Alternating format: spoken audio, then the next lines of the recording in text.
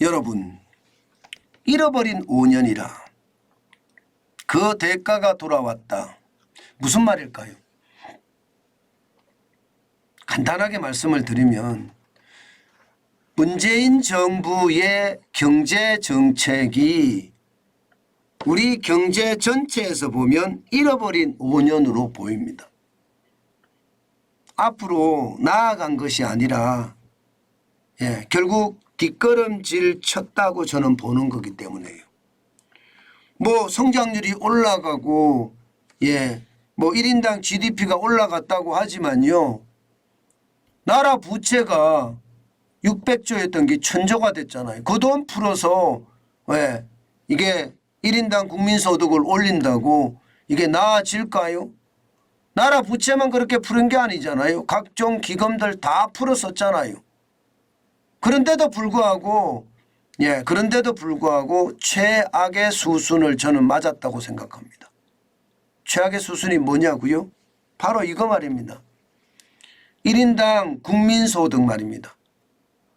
대한민국하고요, 대만하고 1인당 국민소득이 역전됐습니다.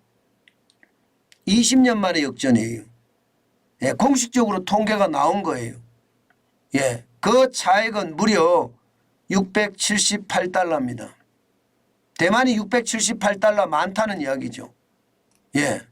그만큼 말입니다. 대만은요, 이게 문재인 정부 5년 동안 기업을 적폐 세력 삼아서 때려잡을 때 대만은 엄청나게 빠르게 성장을 했다는 의미입니다. 실제입니다. 실제. 보세요. 이 지표를 보면 솔직히 좀 무서워요. 솔직히. 지금 현재 말입니다. 우리가 2004년을 기점으로 대만을 앞서기 시작하거든요.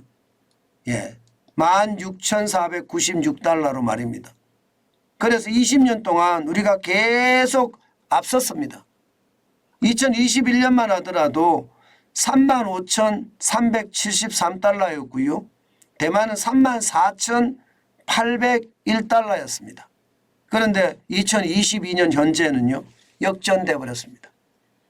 대한민국은 32,886달러로 떨어졌고요. 대만은 33,565달러로 올라갔습니다. 결국 말입니다, 여러분.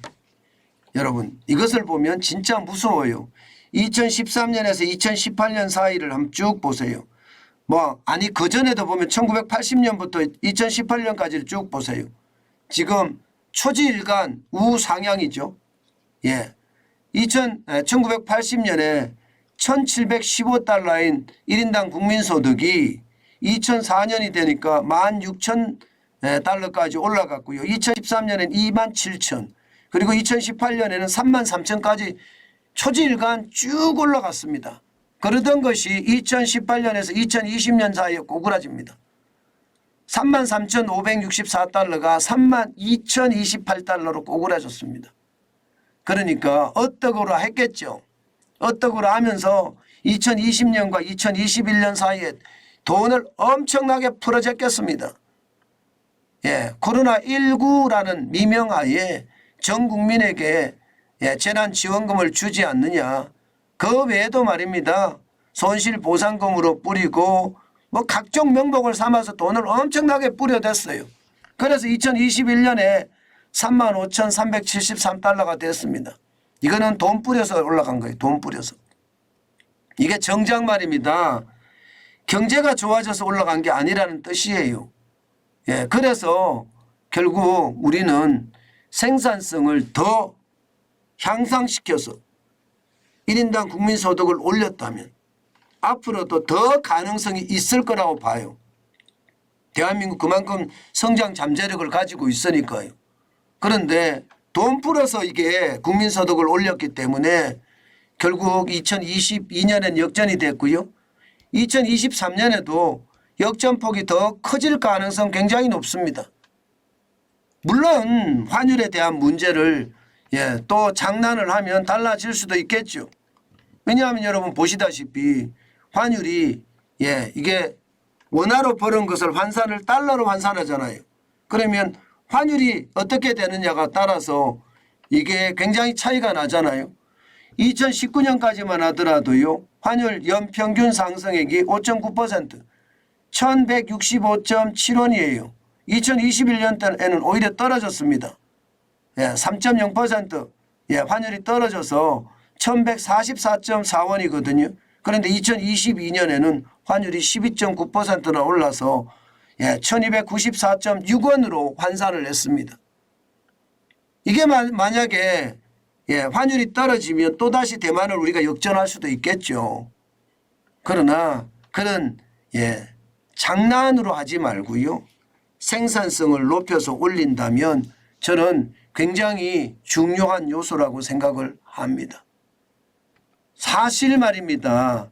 사실 여러분 1인당 국민소득을 우리가 보고 있으면 참 기분이 굉장히 좋지 않습니다. 이게 얼마나 망쳤는지를 보여주는 아주 핵심적인 지표인데요. 문재인 정부의 잃어버린 5년이 우리 경제를 앞으로 굉장히 힘들게 하겠구나 그 생각을 또 한 번 해봅니다. 여러분 보세요. 2016년에 제가 앞서도 크게 말할 때도 쭉 1980년부터 2018년까지는 초저일간 우상향이라고 말씀을 드렸잖아요. 실제도 그렇습니다. 계속 올라갑니다. 뭐라도. 2017년에는 전년 대비 8%가 올랐고요. 2018년에는 전년 대비 5.8%가 올랐습니다. 그런데 2019년에 전년 대비 마이너스 4%. 2019년은 코로나19가 오기 전입니다. 이때는 소득주도 성장이라는 것을 시행을 해서 최저임금을 엄청 올려놓으니까 이게 장난 아니게 올라갔던 겁니다. 게다가 2020년에도 마이너스 5%예요. 그러니까 어떠고라 했죠. 돈 뿌려서 10.4%까지 올렸어요. 야, 이런 걸 보면 여러분 나라 경제를 개판으로 만든 거예요. 제가 이렇게까지 말하는 건 참 누워서 침 뱉기라는 걸 아는데요. 그래도 참 심각하죠. 지금 윤석열 정부 들어와서 돈을 안 뿌리잖아요. 돈을 절 뿌리니까 지금 1인당 국민소득이 마이너스 7.4%까지 줄어들었습니다. 돈 뿌리는 것이 아니라 생산성을 올려야 되는데 생산성을 올리기도 쉽지 않고요. 게다가 말입니다. 지금 정부가 쓸 돈도 없어요. 국가 부채 비율이 50%를 거의 육박을 한 상태고요. 문재인 정부 기간 동안에 415조를 뿌렸으니까 그래서 천조국이 됐잖아요.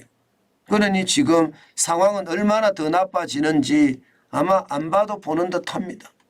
이렇게 되잖아요.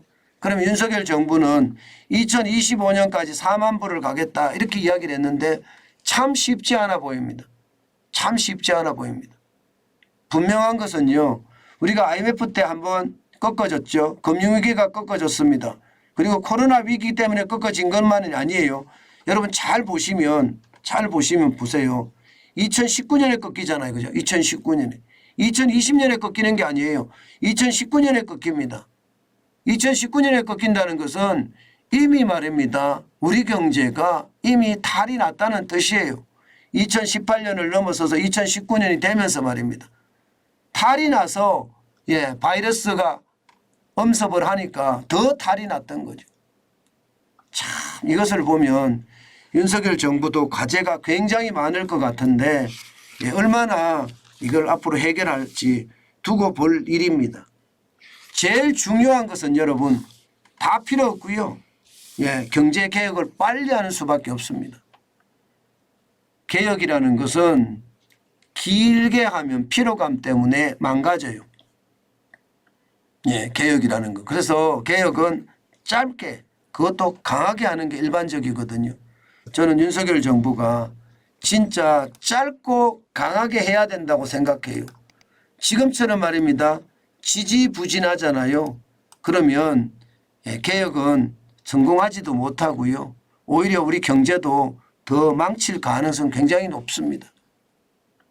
그 무엇보다도 빠르게 시장을 치고 나가는 것 굉장히 저는 중요하다. 저는 그렇게 생각합니다.